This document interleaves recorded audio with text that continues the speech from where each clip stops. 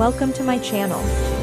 Today's story is a journey of secrets, transformation, and a side of myself. I grew up in a house where everything had its place. My sister's room was pink and white, mine was blue and gray. Her closet was filled with dresses and skirts that swished when she walked past, mine had jeans and t-shirts stacked in neat piles. For years, I never questioned this division. It seemed as natural as breathing, as inevitable as the seasons changing. But somewhere deep inside me, in a place I didn't have words for yet, there was a curiosity I couldn't quite name. I must have been about 11 the first time I really noticed. My sister had left her door open while she was at a friend's house, and I was walking past when a shaft of afternoon sunlight caught the fabric of a dress hanging on the back of her door. It was nothing special, just a simple summer dress in a soft lavender color, but the way the light filtered through it made it look almost magical. I stopped walking. I stood there for what felt like a long time, just looking at it, feeling something I couldn't identify stirring in my chest.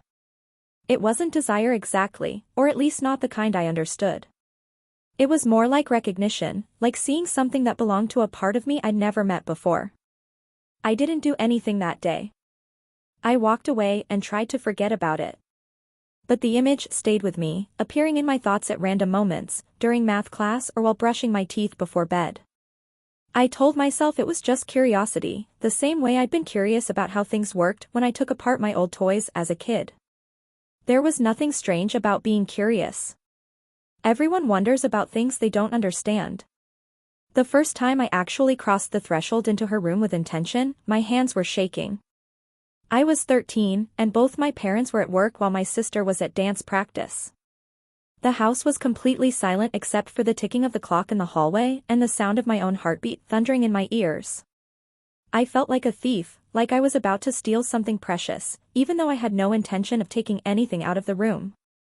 I just wanted to touch the fabrics, to see what they felt like, to understand what made them so different from my own clothes. I started with something small, a scarf that was draped over her desk chair.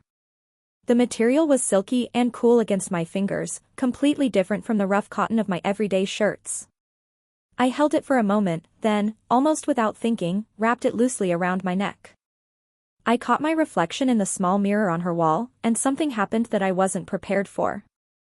The person looking back at me didn't look wrong. That was the startling part. I had expected to feel ridiculous, to see immediately that this was a mistake, something that didn't belong. Instead, I felt a strange sense of calm, like a piece of static in my mind had suddenly gone quiet. I unwrapped the scarf quickly, my heart racing again but for a different reason now. I carefully put it back exactly where I'd found it and left the room, closing the door behind me as if I could close the door on what had just happened.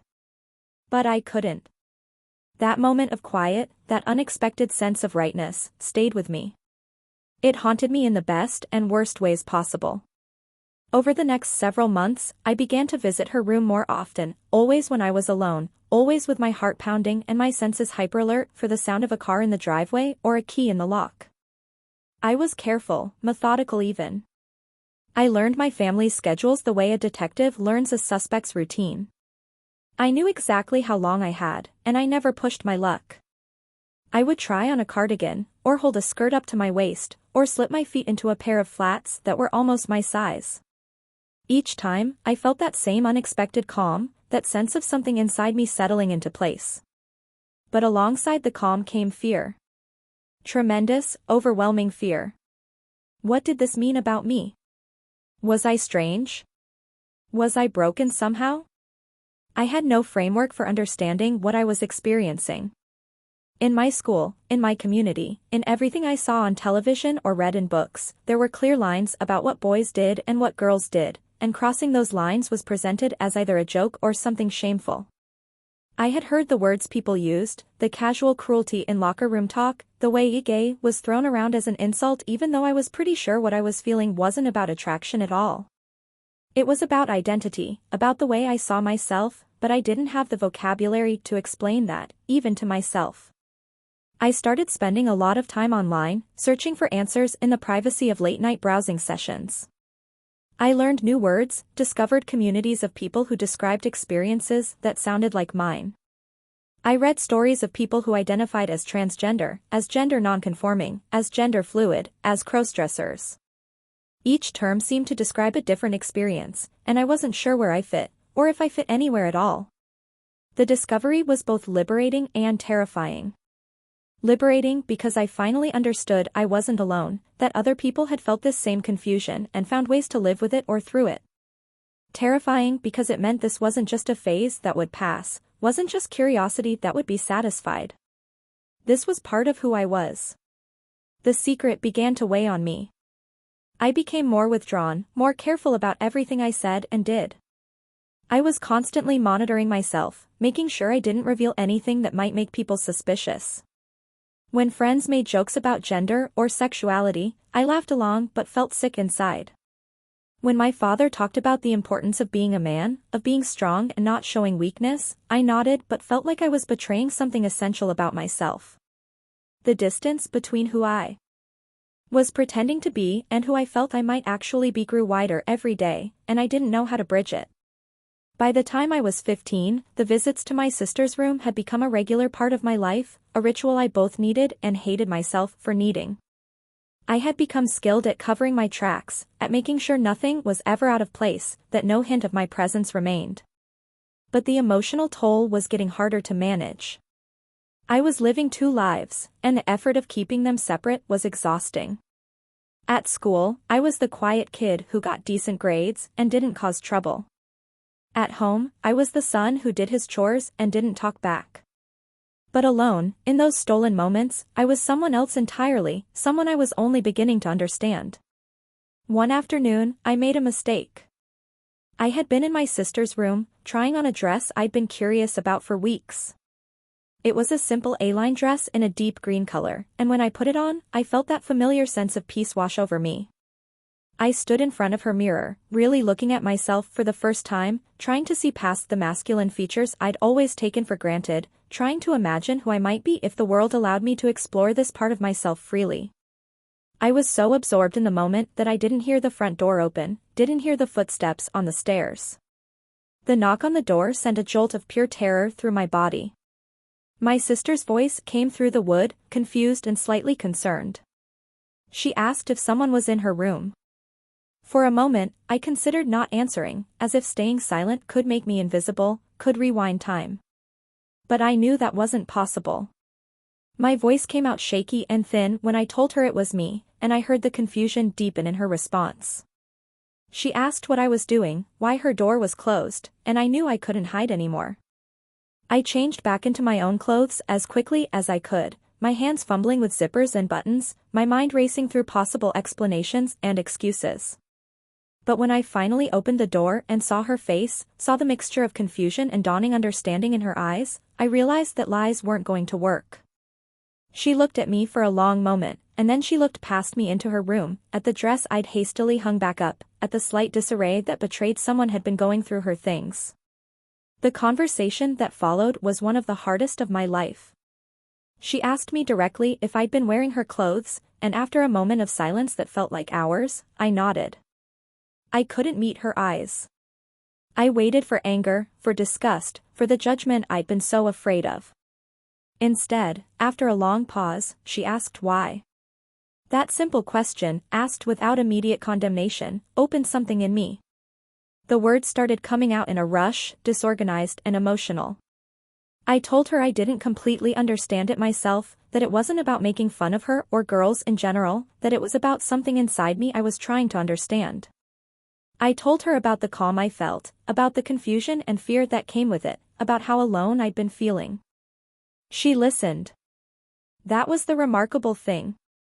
She didn't interrupt, didn't dismiss my feelings, didn't tell me I was being ridiculous or perverted. When I finally ran out of words, she was quiet for a moment, and then she said something I'll never forget. She said she didn't fully understand what I was going through, but she could see that I was genuinely struggling, and she wanted to help if she could. She also said, gently but firmly, that going through her things without permission wasn't okay, that I had violated her privacy and her trust, and that we needed to find a better way forward. We talked for a long time that afternoon. She asked questions, and I answered as honestly as I could, even though many of my answers were just variations of, I don't know.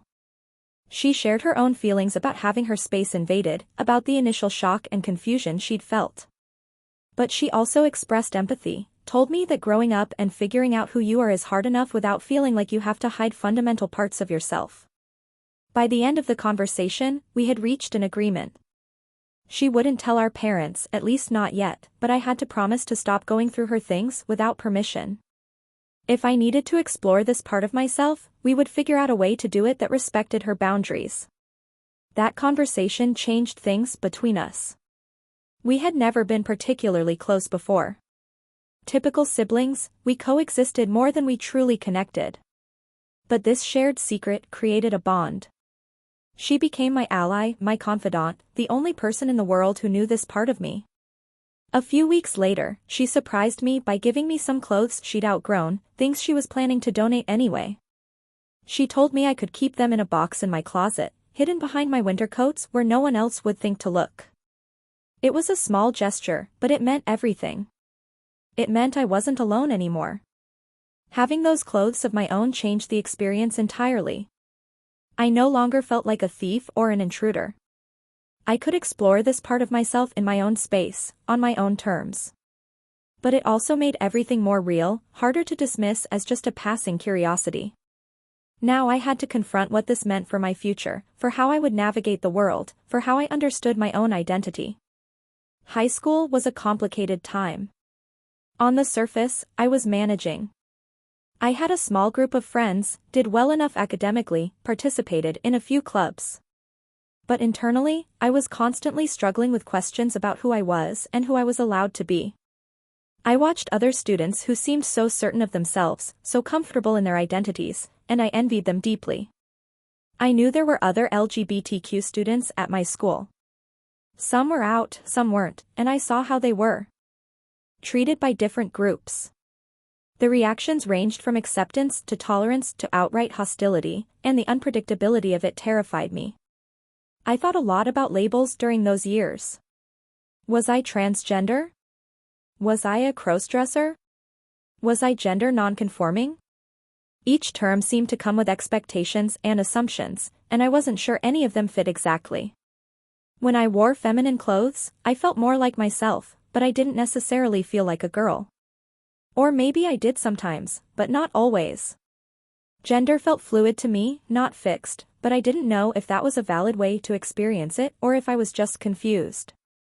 The fear of choosing the wrong label, of committing to an identity that might not be accurate, kept me from fully embracing any of them.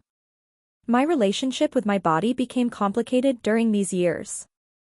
Puberty had brought changes I had mixed feelings about.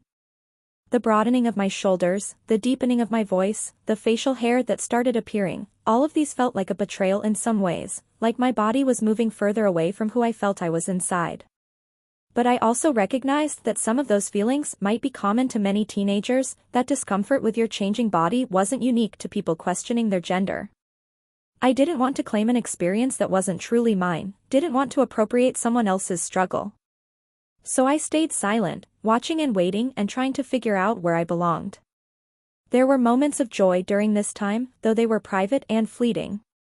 I remember one evening when my parents were out for their anniversary dinner and my sister was at a friend's house. I had the house to myself for several hours, and for the first time, I allowed myself to fully explore without the constant fear of being caught. I took my time getting ready, trying different combinations of clothes, experimenting with a little bit of makeup I'd secretly purchased from a drugstore in the next town over. I looked at myself in the bathroom mirror and saw someone I recognized, someone who felt authentic in a way my everyday reflection never quite did. I spent that evening just being, not performing for anyone, not trying to prove anything. I made dinner, watched a movie, did some homework, all while wearing a skirt and blouse that made me feel calm and centered. It was such a simple thing, but it felt revolutionary. For those few hours, I wasn't divided against myself. I wasn't pretending or hiding. I was just existing as the person I felt I might be. When I heard the car in the driveway signaling my parents' return, I changed back into my regular clothes and hid all evidence of the evening, but I carried the memory of that peace with me for weeks afterward. As graduation approached, I faced new questions about my future. I had been accepted to a university several hours away from home, far enough to feel like a fresh start but close enough to visit if I needed to. The prospect of leaving home brought both excitement and fear. On one hand, college represented freedom, the chance to explore my identity away from the watchful eyes of people who had known me my entire life. On the other hand, it meant navigating a completely new environment, building a new identity from scratch, deciding how much of my authentic self I was willing to reveal. I spent the summer before college in a state of anxious anticipation. My sister, who had graduated 2 years before me and was now working in the city, gave me advice about college life, about finding your people, about the importance of being true to yourself. She encouraged me to consider being more open about my gender exploration, suggested that college might be the perfect environment for it. But I was scared. The internet had shown me both inspiring stories of acceptance and horrifying stories of discrimination and violence. I didn't know which experience would be mine, and the uncertainty paralyzed me. Move-in day arrived with a chaos of boxes and parents and nervous energy. My roommate seemed nice enough, a pre-med student from across the state who was friendly but clearly focused on academics above all else. We made small talk while unpacking, established basic ground rules about guests and quiet hours, and settled into an polite but distant coexistence. I was relieved that he didn't seem particularly interested in becoming best friends, as it meant I could maintain my privacy more easily. The first few weeks of college were overwhelming in ways I hadn't anticipated. The academic workload was intense, the social landscape was complex, and the freedom to make my own choices about everything from when to sleep to what to eat was both exhilarating and exhausting. I attended classes, joined a few clubs, made casual friends with people in my dorm. But I kept everyone at arm's length, afraid that getting too close would mean having to reveal things I wasn't ready to share. It was in my introduction to psychology class that I first encountered a professor who would change my perspective. Dr. Chen was a small woman with gray hair and sharp eyes who taught with a combination of academic rigor and genuine compassion. She discussed human behavior and identity with a nuance I'd never encountered before, acknowledging the complexity of human experience rather than trying to fit everything into neat categories. When we reached the unit on gender and sexuality, she presented the material in a way that was educational rather than sensational, discussing the social construction of gender, the biological and psychological factors that influence identity, and the diversity of human experience across cultures and throughout history. After one particularly thought-provoking lecture, I found myself lingering as other students filed out of the classroom. Dr. Chen noticed and asked if I had questions about the material. I hesitated, then asked something vague about the difference between gender identity and gender expression. She answered thoroughly, then looked at me with a perceptiveness that made me uncomfortable and grateful at the same time. She mentioned that her office hours were posted on the syllabus, and that she welcomed conversations about any topics related to the course, or to the process of understanding oneself more broadly. The way she said it made clear that this was an invitation, not a demand, and that whatever I might want to discuss would be kept in confidence. I thought about that invitation for weeks before I worked up the courage to take her up on it. When I finally knocked on her office door one Tuesday afternoon, my hands were sweating and my carefully prepared words had completely abandoned me. She welcomed me in, offered me tea, and waited patiently while I struggled to articulate what I'd come to say. Finally, haltingly, I told her that I had been questioning my gender identity, that I sometimes wore clothes typically associated with women, that I felt calmer and more authentic when I did but didn't know what that meant about who I was. Dr. Chen listened with the same attentiveness she brought to her lectures. When I finished speaking, she thanked me for trusting her with something so personal. She didn't try to label me or diagnose me or tell me what my experiences meant. Instead, she asked questions that helped me think more clearly about my own feelings. She asked what I felt when I wore feminine clothes, what I imagined for my future, what aspects of gender felt important to me and which felt arbitrary. She shared some of the research on gender identity and gender expression, making clear the distinction between the two. She mentioned that identity could be fluid, that not everyone's experience fit neatly into the categories our society had created, and that figuring out who you are was a process, not a single moment of revelation. That conversation was the first of many. Over the course of that semester, I met with Dr. Chen regularly, not as a patient to a therapist, but as a student seeking guidance from a mentor. She recommended books and articles, introduced me to concepts and frameworks that helped me understand my experiences in context. She told me about resources on campus, including a LGBTQ student organization and a counseling center that specialized in issues related to gender and sexuality. She never pushed me to take any particular action or adopt any specific identity, but she consistently encouraged me to be honest with myself and to seek out community and support. With Dr. Chen's encouragement, I started attending meetings of the campus LGBTQ organization. I went to my first meeting terrified, convinced that everyone would be able to tell I didn't belong, that I was somehow fake or not queer enough to be there. Instead, I found a diverse group of students with a wide range of identities and experiences. Some were gay or lesbian, some were bisexual or pansexual, some were transgender or non-binary, some were questioning, and some were straight allies. What they had in common was a commitment to creating a safe space for exploration and support. I didn't share my story at that first meeting, or at the second or third. I mostly listened, taking in other people's experiences, finding points of connection and difference. But gradually, I began to feel safe enough to participate more actively. I shared, tentatively at first, about my experiences with crossdressing and my confusion about what it meant. I braced myself for judgment or dismissal, but instead, I received validation and curiosity. Several people shared their own experiences with gender exploration, and I realized that there was no single right way to experience or express gender, that the diversity of human experience was far greater than I'd imagined. Through the organization, I met Alex, a senior who identified as gender fluid and who became a friend and informal mentor. Alex understood the experience of feeling like you existed between or outside of traditional gender categories, of feeling comfortable in different expressions of gender at different times. Alex introduced me to the concept of gender as a spectrum rather than a binary, as something that could shift and change rather than remaining fixed. This framework felt more accurate to my experience than anything I'd encountered before. Some days I felt comfortable presenting as masculine, other days I longed to express a more feminine side, and both felt authentic to who I was.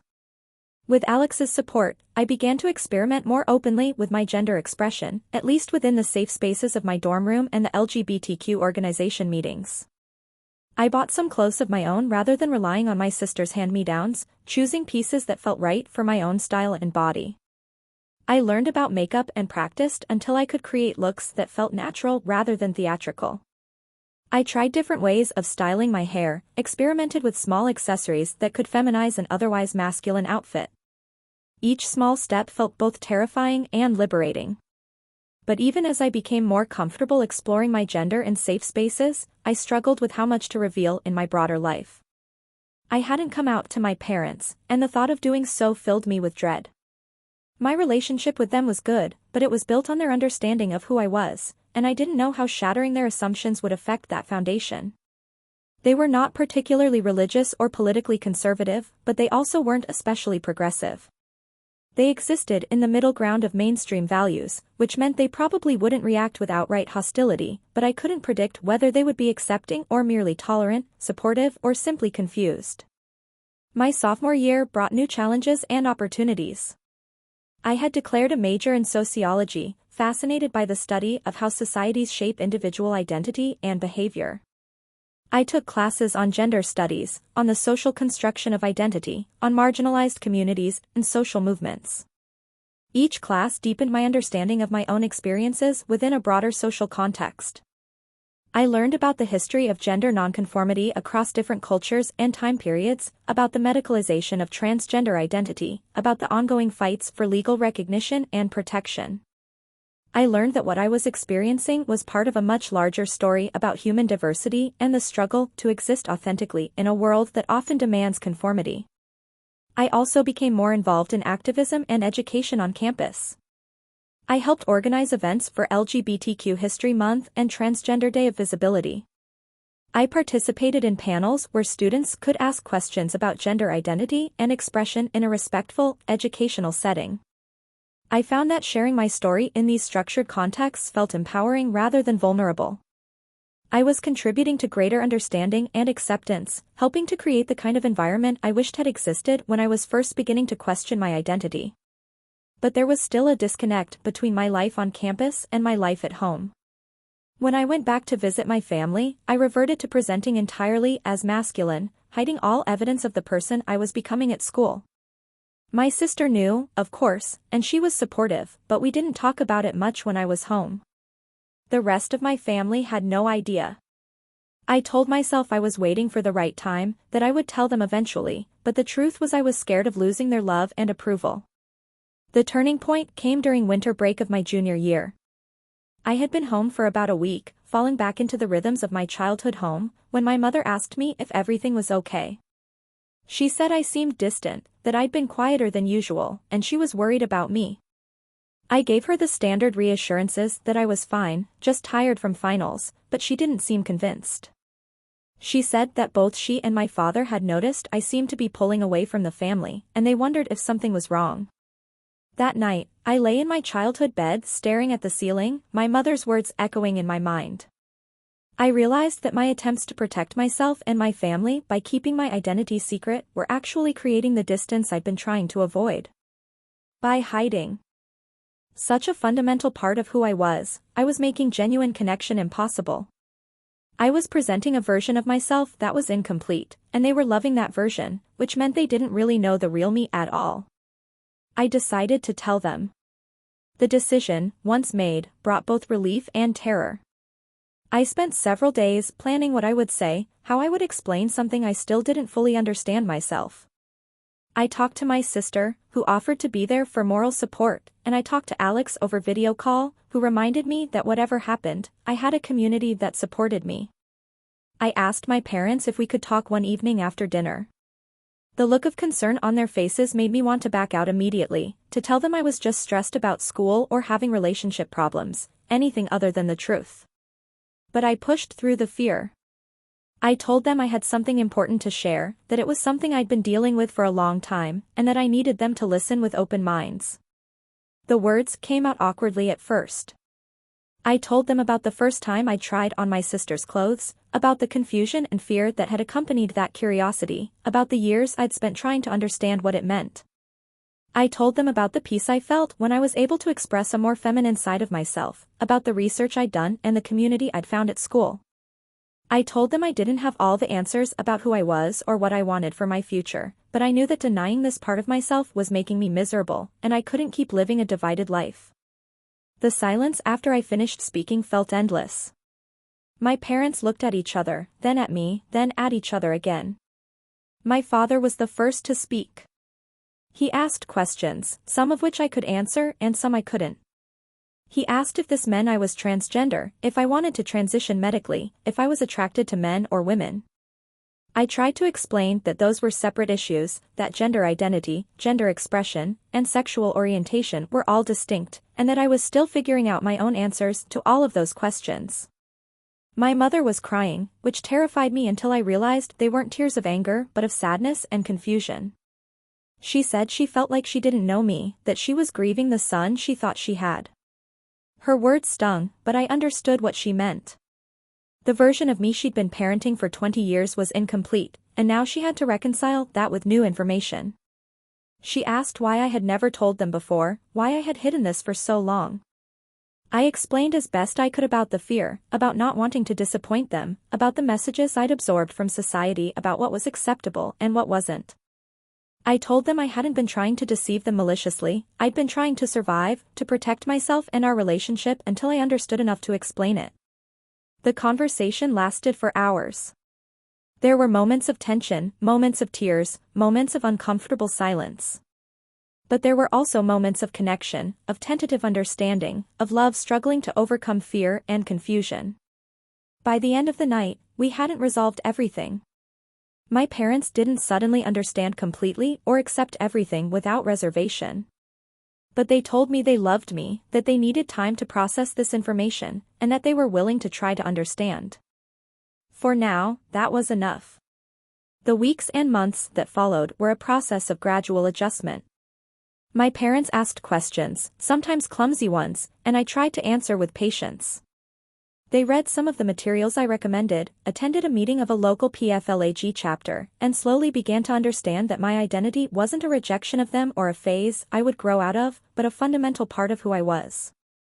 My father struggled more than my mother at first, tied to ideas about masculinity and what it meant to be a man, but over time, I saw him making genuine efforts to understand and accept. The day my mother asked if she could see me in some of the clothes I wore at school was a milestone. I was nervous showing that side of myself to her, worried about her reaction, but she looked at me with tears in her eyes and said I looked happy, that she could see a lightness in me she hadn't seen in years. She said she was sorry she hadn't created an environment where I felt safe enough to share this earlier, and I told her it wasn't her fault, that I'd been too scared to reveal it regardless of what she'd done. My father came around more slowly, but he had his own moment of acceptance a few months later. I was home for spring break, and I'd been presenting more androgynously, wearing clothes that blended masculine and feminine elements in ways that felt authentic to me. One afternoon, just the two of us were in the garage working on fixing a leaky faucet together, something we'd done countless times over the years. Out of nowhere, he said he'd been thinking a lot about identity and authenticity, about the courage it takes to be honest about who you are when the world expects you to be something else. He said he was proud of me, not in spite of my gender exploration, but because of the strength it took to pursue it. I nearly dropped the wrench I was holding. It was the validation I'd been needing without knowing how much I needed it. Graduating from college felt like completing one chapter and beginning another. I had a job lined up in the city near where my sister lived, working for a non-profit organization focused on LGBTQ youth advocacy.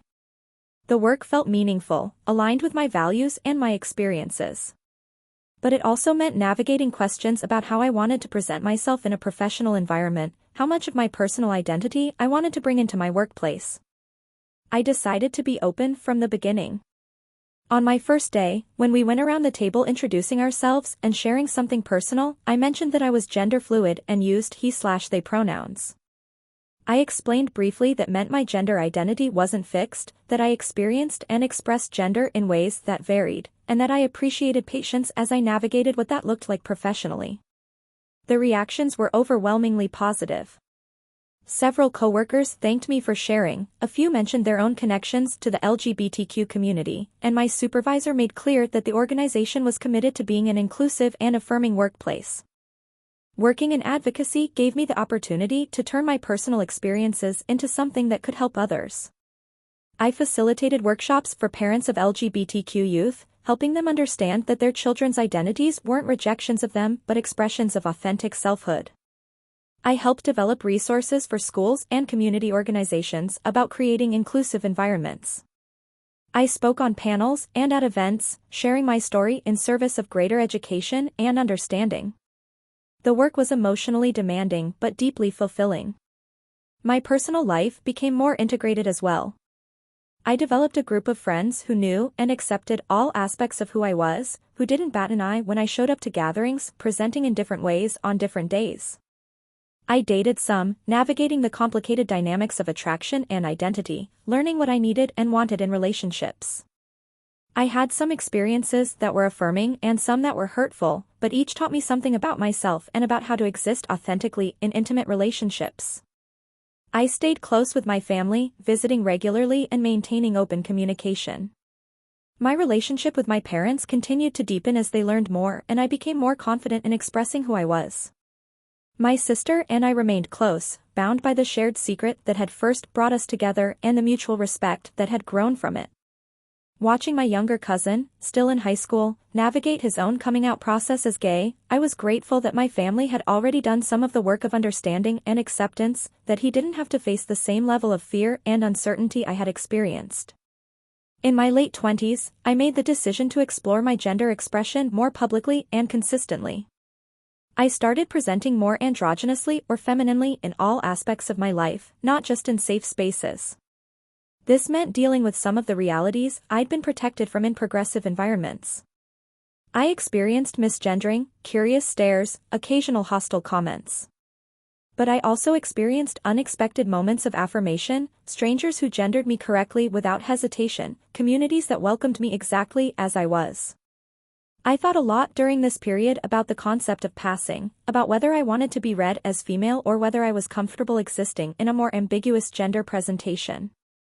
I realized that my goal wasn't to perfectly emulate femininity or to convince the world I was a woman, but rather to exist authentically in a space that felt true to my internal sense of self, even if that space didn't conform to societal expectations. I let go of the idea that there was a right way to explore or express gender and embraced the messiness and individuality of my own experience. The emotional work of this journey has been ongoing. There have been moments of profound joy and moments of deep pain. There have been days when I felt completely at peace with who I was and days when I questioned everything. I learned that identity isn't something you figure out once and then file away as solved. It's something you negotiate continuously, adapting to new information and experiences, growing into deeper understanding of yourself and your place in the world. I also learned about the importance of community and support.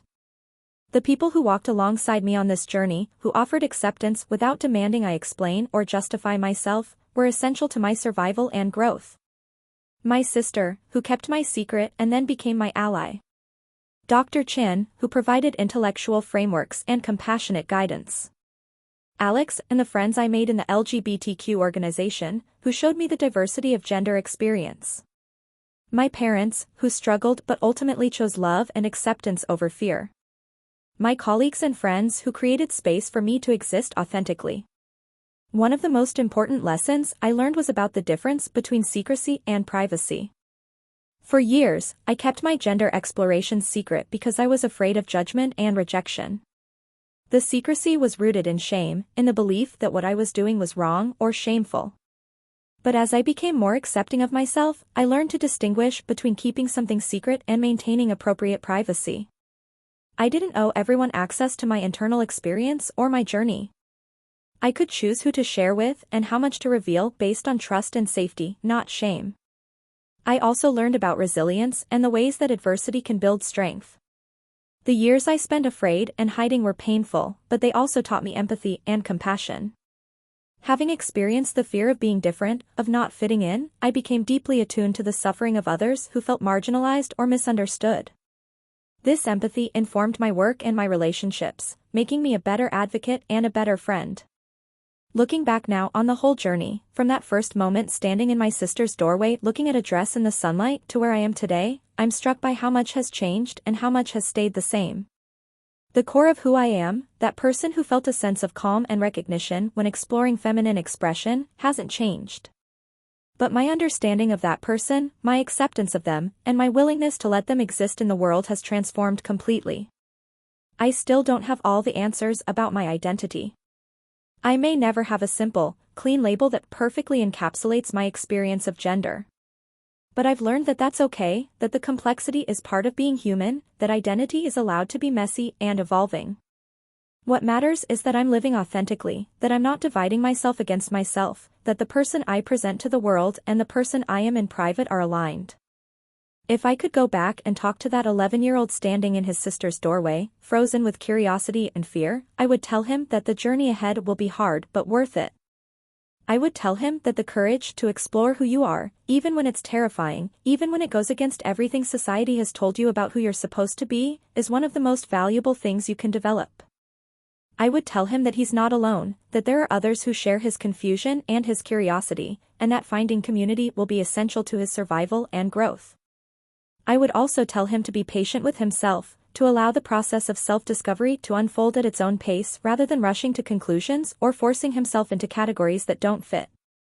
I would tell him that it's okay to not have all the answers right away, that identity is something you grow into rather than something you solve like a math problem. Most importantly, I would tell him that he is worthy of love and acceptance exactly as he is, that his identity isn't something to be ashamed of or hidden away, and that the peace he feels in those moments of authentic expression is a guide worth following, even when the path is unclear. My journey with gender exploration and identity has taught me so much about myself and about what it means to be human in a complex world. It's taught me about courage and vulnerability, about the power of community and the importance of self-acceptance.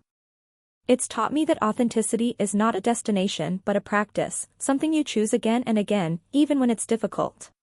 I share this story not because I think my experience is universal or because I have all the answers, but because I know how isolating it can feel to question fundamental aspects of your identity alone. If this narrative reaches someone who is struggling with similar questions, who feels curious and afraid in equal measure, I want them to know that their feelings are valid, that exploration is not only acceptable but necessary for authentic living, and that there are communities and resources available to support them on their journey. The path to self-understanding is rarely straightforward. It involves false starts and backtracking, moments of clarity and periods of confusion. But every step, even the difficult ones, contributes to a deeper understanding of who you are and who you want to be in the world. The courage to take those steps, to ask those questions, to explore aspects of yourself that don't fit neatly into societal expectations, is something to be honored and celebrated. Thank you for watching and spending this time with me. If this story helped you understand yourself or others a little better, feel free to explore more on the channel.